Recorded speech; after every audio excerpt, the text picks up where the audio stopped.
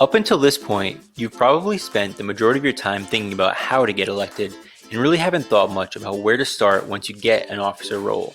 So today on Dorm Room Leadership, we're going to take a quick look at some tips for making your club's first executive meeting a successful one. With the elation coming off an election win, it's actually pretty easy to forget that you have a job to do. And this can quickly lead to becoming panicked before your first meeting because you don't know how to begin and where to start things off now that you are in the driver's seat. The first step to overcoming this and beginning the journey to successful leadership is to organize your thoughts and think about how you want the meeting to go and what exactly you are trying to cover. I say this because there is nothing worse than a leader who is disorganized. It absolutely blows any hope of you commanding respect from your leadership team. From the moment you enter the room, you need to be calm and in control. I've been in a lot of groups and clubs where some of the officers were always frantic and look visibly stressed or don't have their crap together and waste people's time, and it's absolutely awful. So in short, preparation is absolutely key. In planning for the first exec meeting, there are two main things that you're trying to achieve. One is to build rapport, and two is to establish your future goals, which will act as a kind of guide for everything that you do as an executive board moving forward. Fostering rapport, commonly mispronounced as rapport, and getting to know each other is really the foremost order of business for this first meeting, because in a lot of clubs, you don't really know each other that well. And in order to be successful as a team, you really need to understand each other's strengths and weaknesses. You can approach this in many different ways, and the first way is to have a formal icebreaker. Now, I don't personally recommend this because everyone is usually scarred from the endless barrage of icebreakers during orientation, but it works well if you have a quiet group. Another way is to just have a casual conversation about each other's backgrounds, ask what they do for fun, and see what they think their biggest strengths will be that they can lend to the exec board this upcoming year. You also need to build trust and a culture of inclusion, so you really want to make sure that as you facilitate these discussions, everyone feels valued and confident that their voice will be heard this year, regardless of the size of their personality.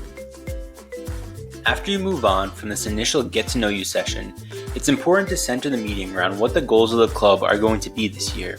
This can be a daunting task, but you can start really simple and easy by just sharing what each member thought went wrong with the club last year. Now, most people, myself included, absolutely love complaining about stuff, and so this can also be a good way to get everyone to loosen up and bond. After this, you can drill down on the problems and go in a more constructive direction, thinking about the potential solutions, where the club should go moving forward, and what club members really want to see out of the club.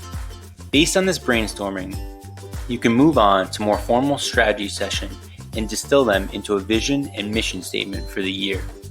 I'm going to do another video dedicated solely to strategy, but for now just keep in mind that these are both your why and how for all you'll be doing as execs. Moving forward, these should be your guiding principles, and all of the decisions you make should be in support of them. A lot of organizations do really poorly because they stray too far from their mission and don't stay true to their core reason for existence. Building out your strategy further, take some of the problems facing the club or areas you would like to see growth and formalize these into your annual goals. This will be your what, or what exactly you will do to support your mission and what key areas you are going to focus on. At this point, this should all be pretty high level, so there is no need to worry about getting super detailed as long as you have your overarching goals and some initial ideas on how you're going to achieve those goals. That's an awesome start you guys will have and a great foundation for future meetings. As things start to wrap up on the strategy side, there's some logistical details that you'll need to get out of the way before you end the first meeting. The first of which is to schedule some weekly recurring meetings. Get those on the calendar based on people's availability and exchange numbers if you haven't already. Though I'm not sure how the meeting will be happening if that hasn't happened already, but anyway, the last and most incredibly important piece to end on is a call to action. A call to action for passion, for creativity, and for a fiery dedication to achieving great things this year. Paraphrasing Will Ferrell's Chaz Michaels, you've got to be provocative. You got to get the people going. If you're going to get stuff done this year, all the execs need to be excited about what they're doing. It can't just be another responsibility, another meeting appointment on their calendar.